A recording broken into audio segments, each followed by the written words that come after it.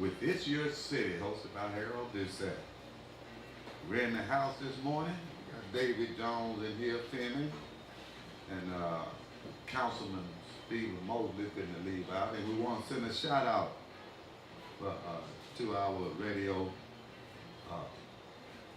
announcers here, Tay Haas and Papa Sunny Man there, down under the weather in the hospital. So, and you're in the hospital area, stop by and give them a visit and may cheer them up. And we hope the best for them. We're here with This Your City. And this morning we're going to be talking about where are we going now that we got new council members. Before we get started, we want to make sure everybody understands the views and opinions expressed on this show are solely those of our studio guests, callers, and hosts, and does not necessarily reflect the views and opinion of this station or its management. And what we want to make sure is that everyone understand. If you feel like joining in on a conversation, feel free to do so. It's your show along with your city, and you can do that by simply calling 982-0247. And if you're outside the 409 area, the zip code is 409. Once again, 409-982-0247. And the election is over with. I missed you all last Monday. I took a little vacation, as always, and went and sat back and enjoyed the weekend. Well, we're talking about where do we go from here? We have new councilmen, and everybody seemed to be saying during the elections, we want to get new council people. We want to stop all the bickering, and the council has been divided. And when you think about those things, you listen. But in all cases, when we hear people talk, the first thing we have to ask ourselves, are they talking and basically facts, or are they just talking to just be talking? So those things are things that we have to talk about and consider and see how things run. David, what do you think about the new council? We have new council members. The election is over with. Do you think we're going to move forward? Well, personally, Mr. Doucet, I have to say we have to wait and see.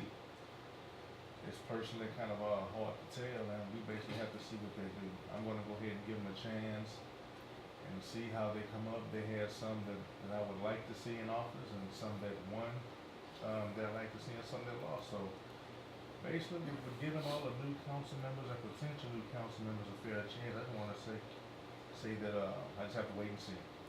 Well, that's what a lot of people are hoping, and a lot of people are thinking about.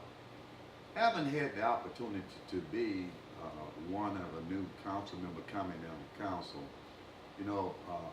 The thing that was going on prior to my coming on council was a 5-4 vote, and it seemed like it always was 5 council members voted one way and 5 council members voted another way. And I know my attitude going on council was, I'm not going to be caught up in this 5-4. I'm going to vote, and I'm going to vote in the best interest of the citizens in the city. I don't care how others voted, but I wanted to make sure that my vote was actually a citizen vote. And what I found out is we can imagine what takes place, but unless you actually serve, you really don't have a good picture. But what I found to be is there are certain things that come before the council that are just routine in nature. And those things there are normally no-brainers. But then there are other issues that involve contracts with people incentive that's giving the taxpayers dollars, and also the contracts, you could say, is spending taxpayers dollars. And you'll find that some people are in favor of giving contracts, and the contracts are not beneficial to the city or the citizens. It's just the idea of someone talking to someone and someone saying, okay, I'm going to do it. And I found that when you have a lot of bickering, normally the subject behind it is someone or somebody is doing something and others feel that it's not the best interest of our city. And citizens, therefore, they're against it. And a lot of time you find out that that's when your debate starts. So when we start talking about what to expect, I think when we say that is what we've been saying for the last decade. And you're probably wondering what he mean by you've been saying this for the last decade. Well, I stated earlier when I came on, we could take a look at what are facts and what we can really relate to and identify with, as opposed to just talking in conversation. Sometimes people get tired of problems or issues, but they never stop to identify the problem. You know, everybody has a solution, but sometimes if you're getting a solution for the wrong problem, you can't solve the problem. So I think all the bickering and the division is people were focusing on personalities and people as opposed to what actually is the true problem.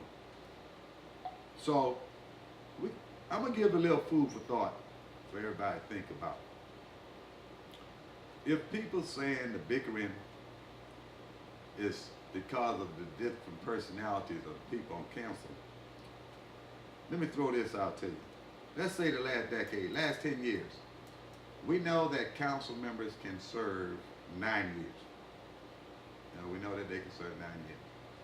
But let's just go back and talk about the last 10 years.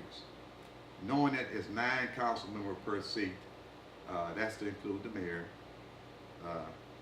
In the last 10 years, we've had 21 different council members.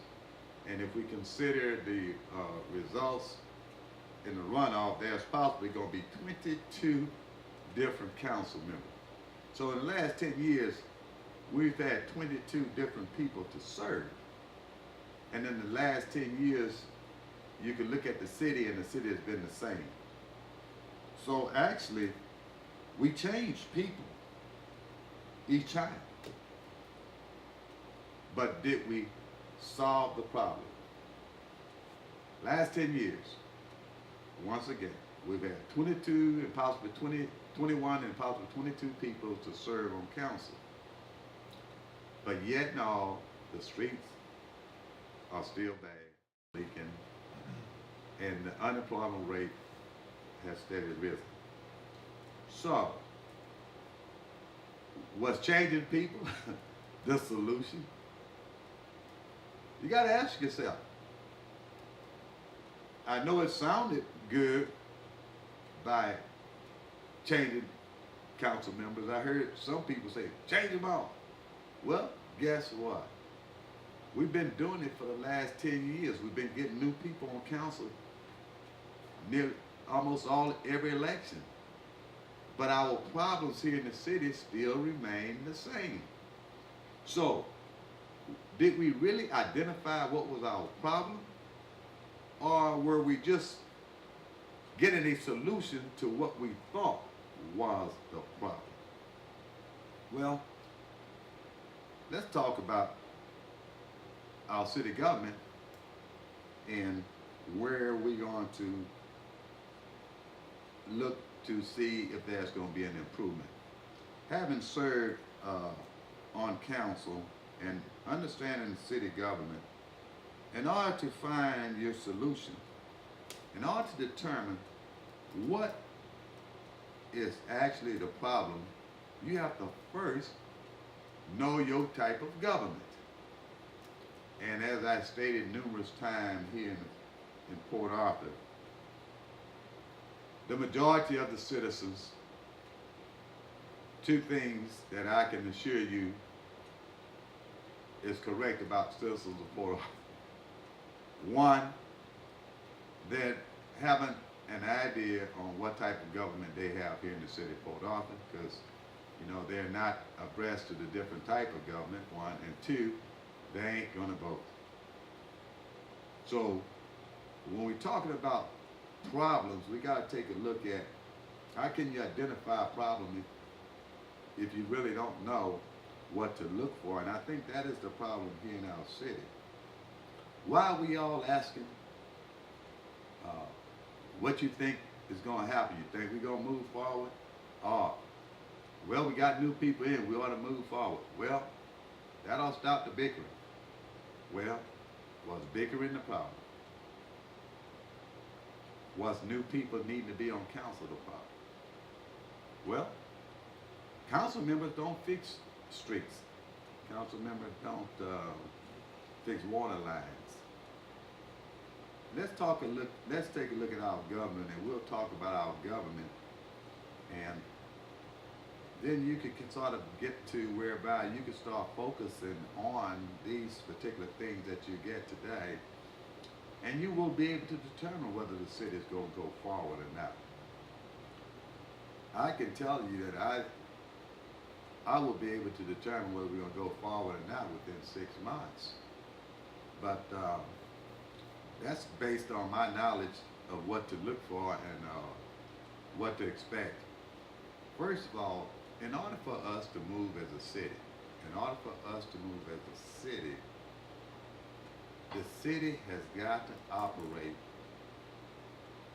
in the fashion that it was designed. You say it slow. In order for the city to be making the best possible moves, or for the city to move forward, it has got to operate within the form that it's adopted. Now, you can't put in a system but use a procedure for another system in order to run a system. Each system has its own procedures and policies and way of doing things. Computers. You can't buy different computers and they all operate the same way. Every button is the same on all computers. Everything does the same. You have different computers, you got different type operating systems in them. So, you have to understand, Windows 8.1 is not the same as Windows 8, Windows XP, or Windows 7. They're different operating systems. You're trying to work Windows 8, and David, you the computer geek in here today, because that's all you know how to do, computer. Can you do Windows 8 with Windows 5? Absolutely not.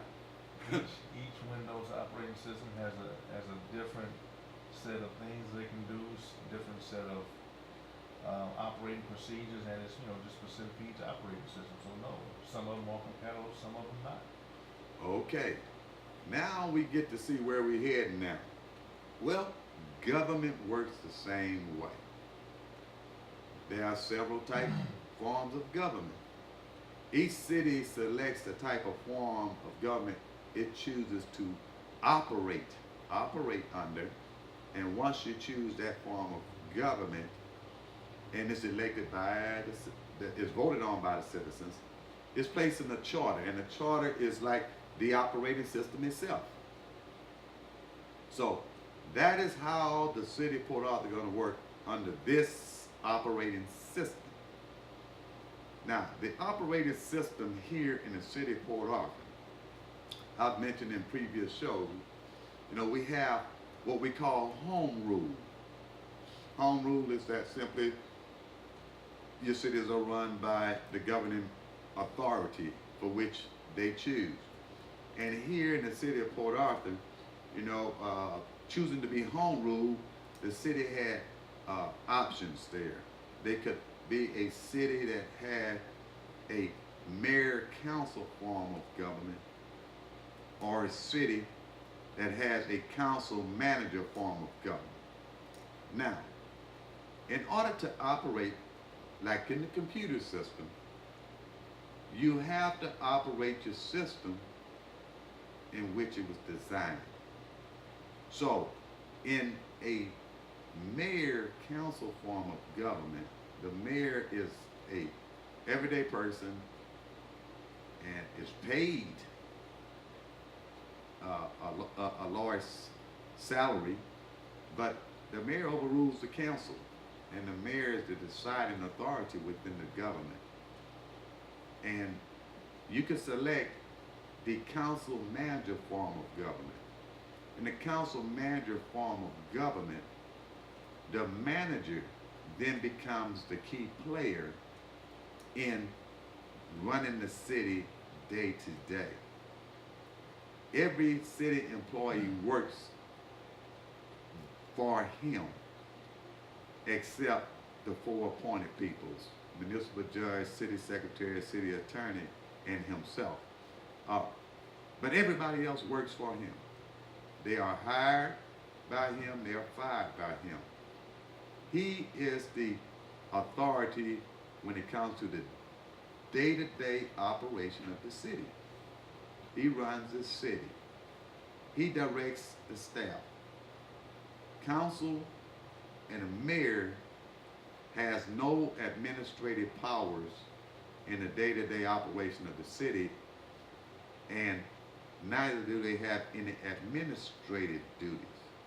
All your duties are delegated out to departments and departmental heads, and all of them report back to the city manager. Now that's your form of government. Now, what the council does, the council approves what the staff and the manager brings to them in the form of contracts, or want to enter into a contract, or want to give somebody a contract, or want to pay somebody for a job. The council is the one that approves it. So what happened is, they bring all this information to the council. What the council is supposed to be able to do is sit down and listen and make a decision on whether that is the way we should spend the taxpayers' money. Now, the council is also the voice of the people. Therefore, the council can direct the city manager to do certain things, you know. And by doing so, he now has to do what council has directed him to do. Other than that, he makes the decision day to day for routine operations. If it's come to negotiating or entering discussions about sale or lease of property, or contracts or something like that, it must go before the council, and then the council must deliberate and determine whether this is in the best interest of our city, entire city, and citizens, all citizens. So the form of government we have here is a council manager form of government.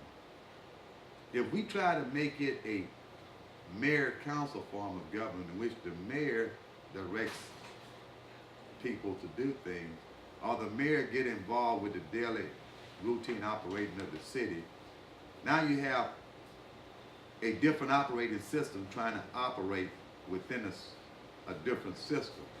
And that in itself can create confusion, or that can throw the city off.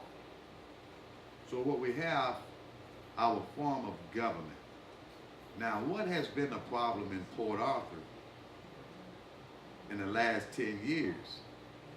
You know, everyone seems to think it has been who we have sitting on council. Well, if the city manager is the guy that runs the city on a day-to-day operation, then It's a simple answer. It's the city manager. So you can change council members all day long. You can change council member every election. But until we get a city manager in our city that holds staff accountable to provide service and get things done, a city manager who holds them accountable to make sure that their job performance is in the best interest of our city and our citizens, and a city manager that understands the only people dictates or direct the staff is he, no council members or mayor or nobody else. Until you get a city manager that understands how critical his role is and what his role is in our city, and get council members who respect him and his role and know how to work within our form of government, our city will continue to have some of the issues they have today. Now, one thing that we can take a look at when we talk about the manager. Now, we just said that we need a manager that knows how to do the job, is willing to stand up and make sure that no one tries to do his job or anyone interfere with him having his people operate and going out. So we move from the city manager knowing his job and how to do it to how do we get things done that we really need done in our city. Well, we got a good manager. Say we've got a good manager in our city that knows how to do all these things. Well, he has so many issues that he has to address. So that's where council comes in. Okay, we finally get to the people. The council are the ones that are listening to the people. The councilmen or councilwomen are the ones that hear what people really say they need here in the city. And they are the ones that bring it back to council. That's where you get where the council as a whole start giving the city manager direction. And what I mean by that is, let's take one, streets. We have been saying streets is a problem here in Port Arthur for over 10 years. So we have identified streets as being a problem here in the city of Port Arthur. And for 10 years, you've heard manager says, well, it's going to take a long time, it's going to take a lot of money. Everybody keeps saying it's going to take a long time and a lot of money. That's what the two previous city managers said.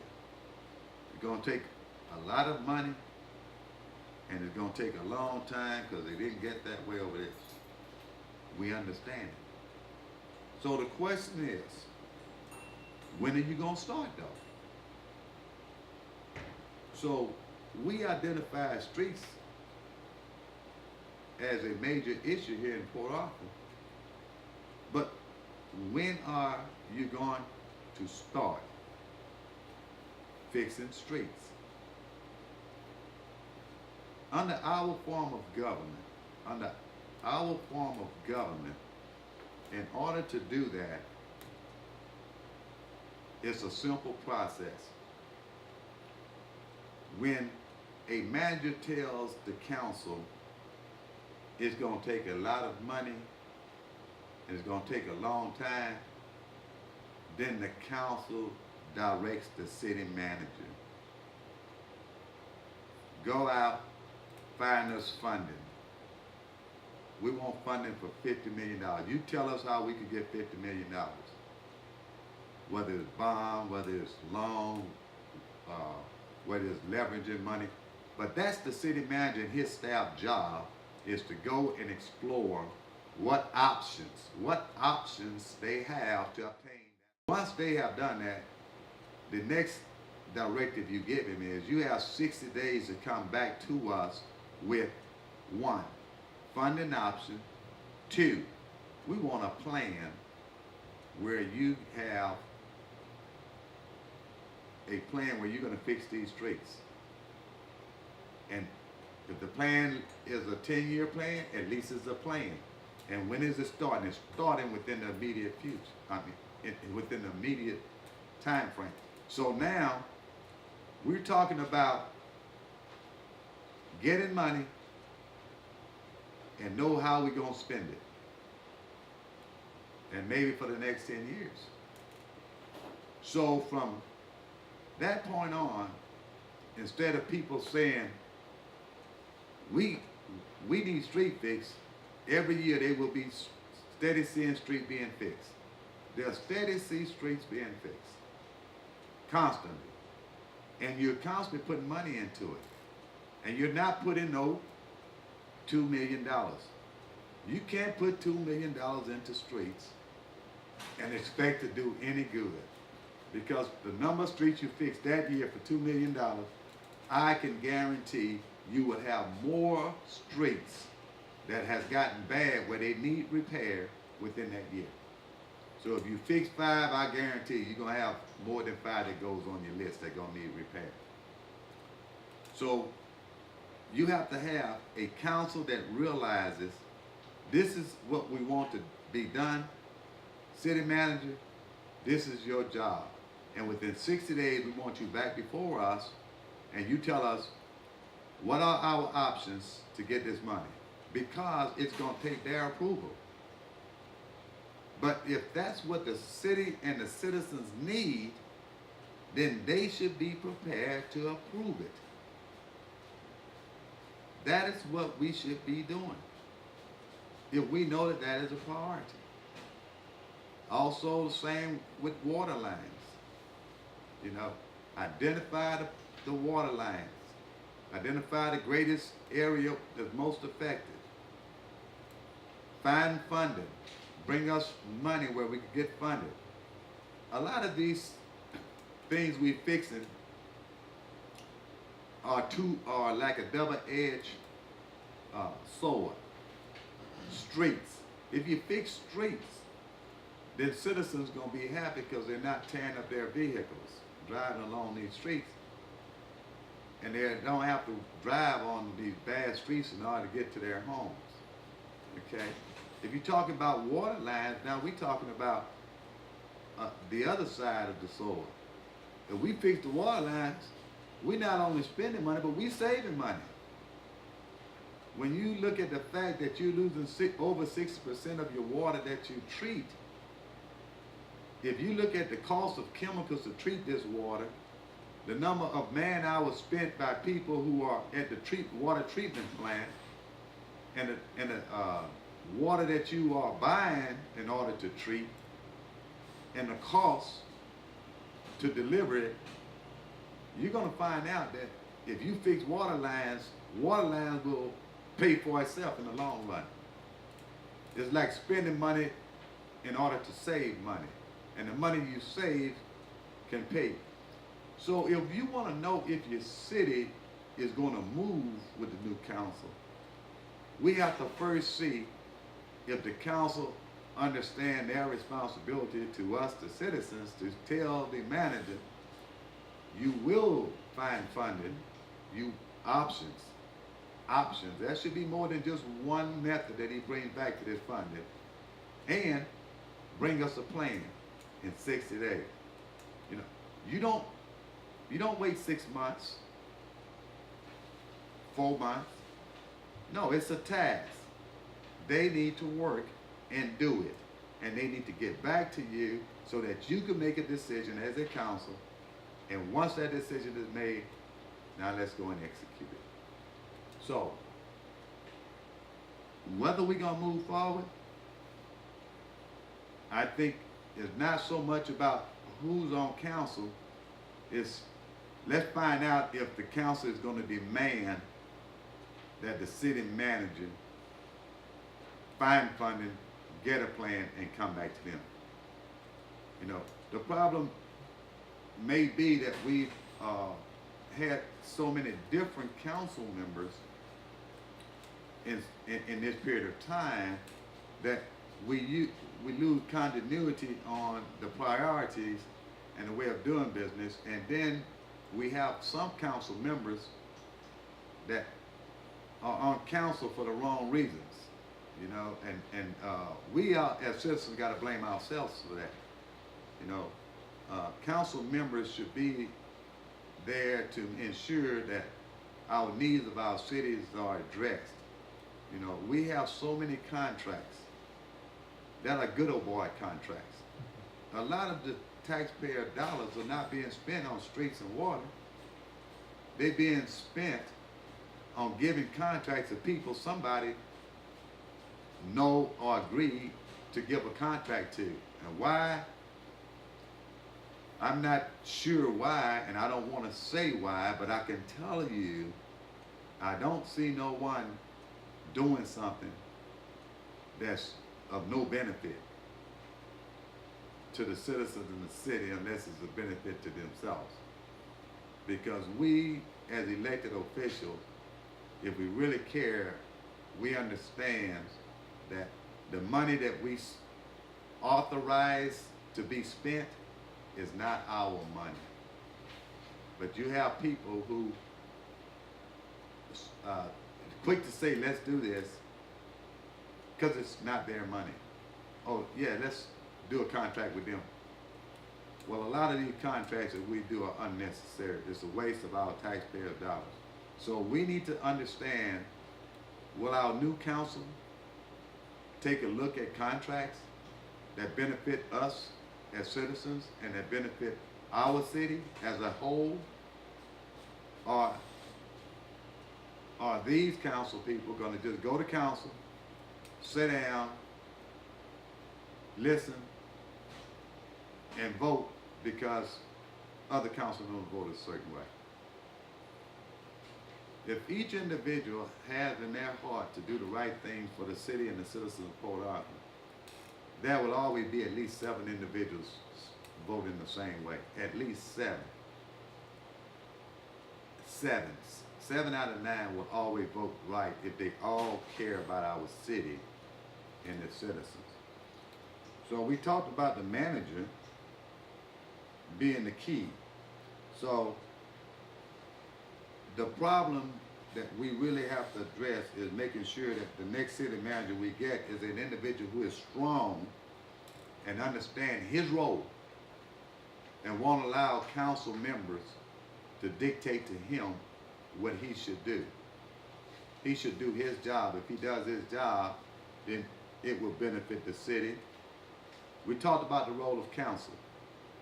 Council need to be able to direct to the city manager to do certain things and give him a certain time. And if he doesn't do it, then there should be some type of consequences he's faced. And that's always to be in the form of valuations and stuff, you know.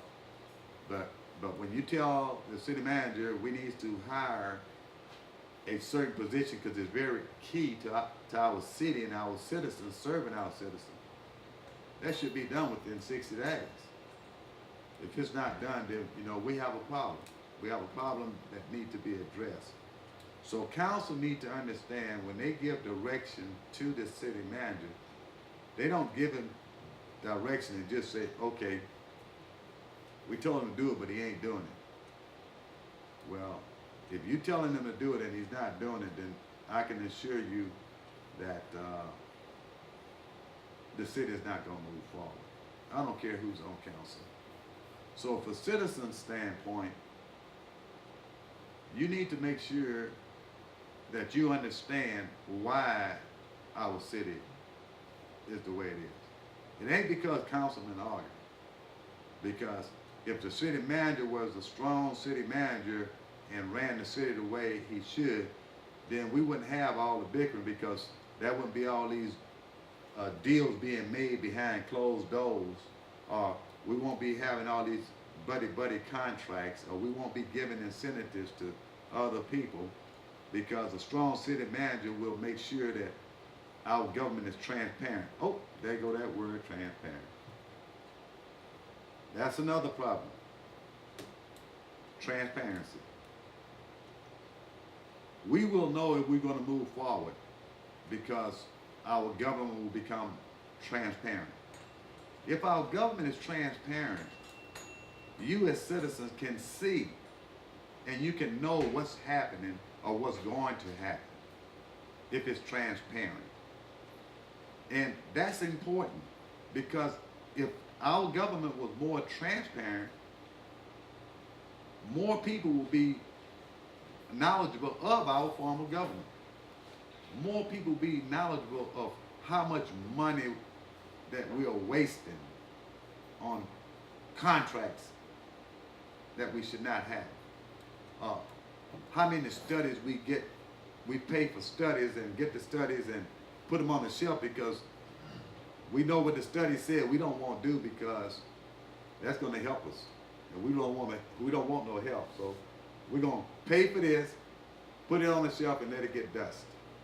You know, when the government is transparent, when you have waste like that, citizens will find out. They will know what's going on. One of the problems have been transparency. We don't really understand what's taking place.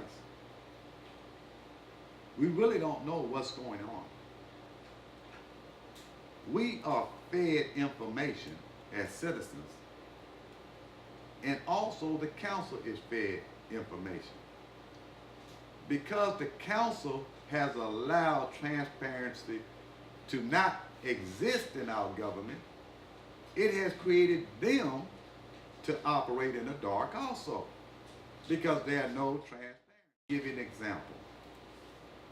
We have individuals, council members, some meeting with people to discuss possible contracting or businesses to come to the city. They meet with them. And if they like the idea, then it's written up in a fashion to influence the council.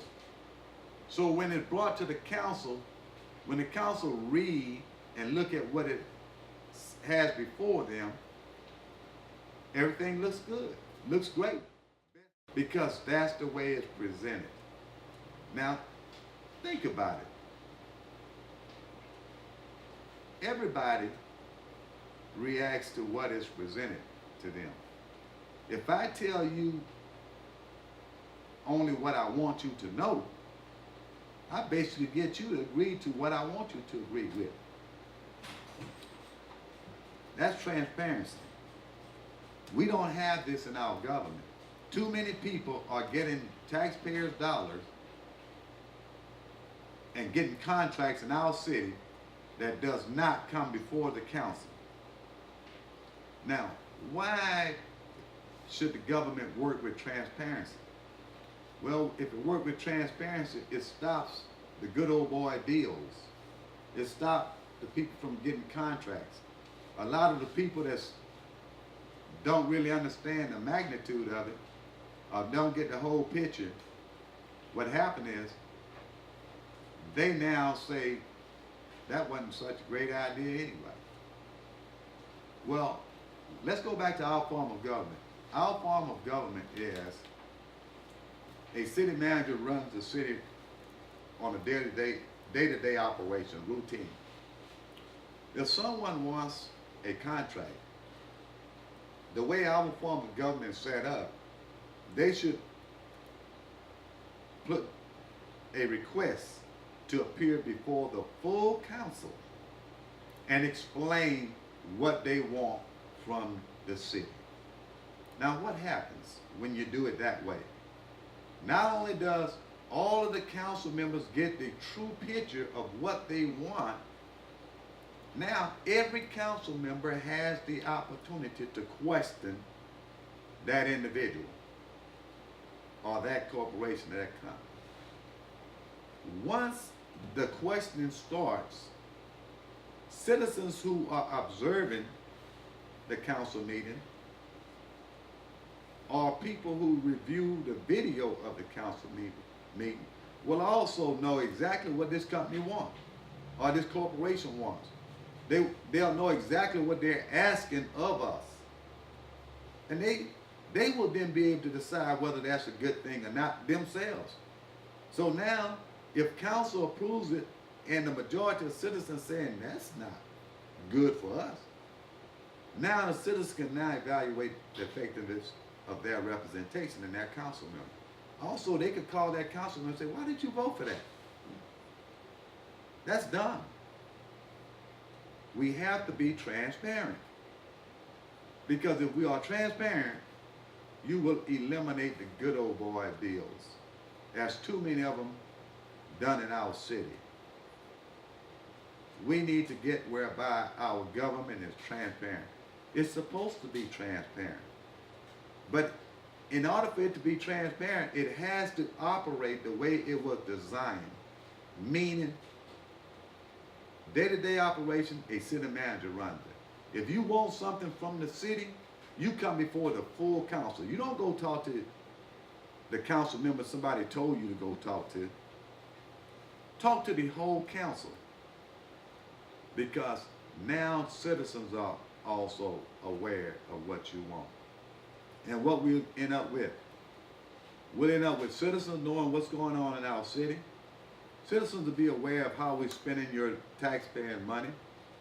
And citizens will understand the effectiveness of putting the right operating system in place. So, where do we go with this new council? Will we move forward?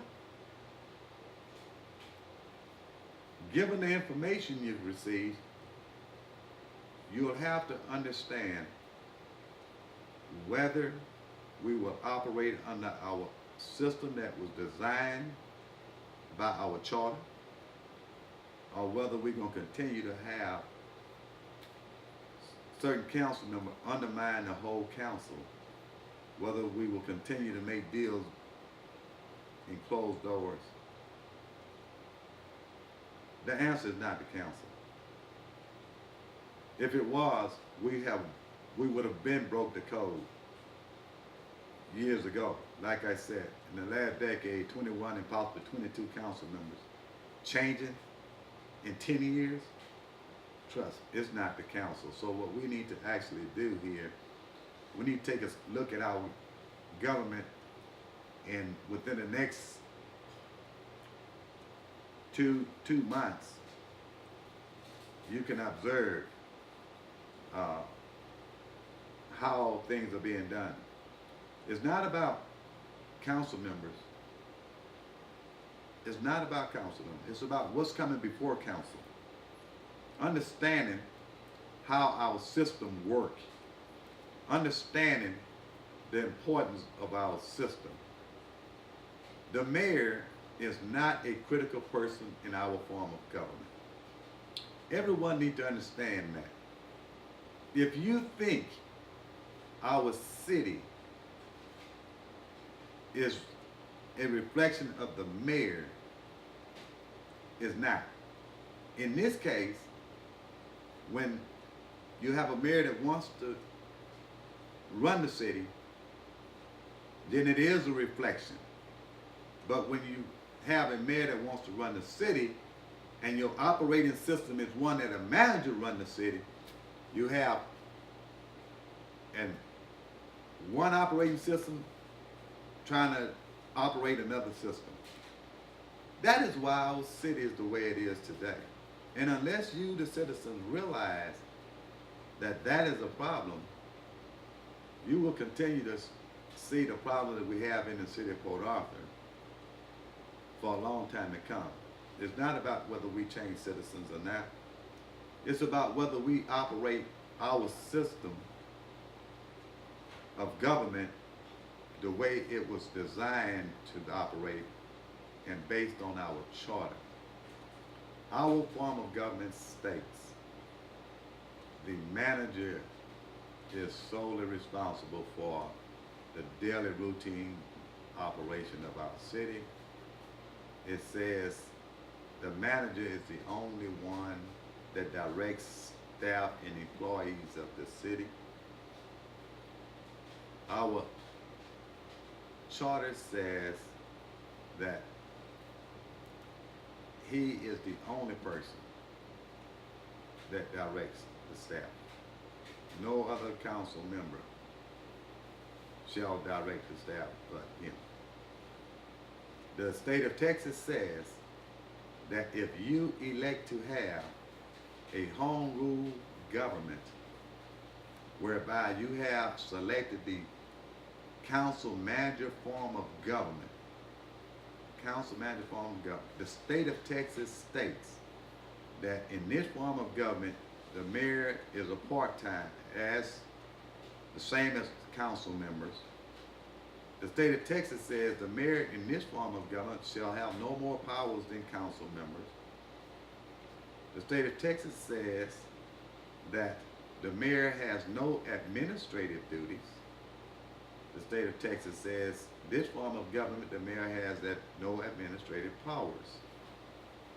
So, if the state of Texas says if we select this form of government, this is how it should work. So, will it work? We could change council members every 3 years. We could change them every year. But until our government start to operate the way it was designed, until it start operating by the guidelines of our charter in the state of Texas, all we have is a city being run by a few individuals, and they're only concerned with putting money in their own pockets or their own personal agendas. And when you have that, you have a city like the city of Port Arthur, where the needs of the people and the different things in the city are not being done, because that is not the focus of what these individuals say. With that, we're going to take a 2-minute break. You've been with the Breeze Radio, KSAP 96.9 on the FM. If you have any comments, you'll be able to do the comments when we come back and close. The phone number is the area code 409-982-0247, and we'll be back in about 2 minutes with It's Your City.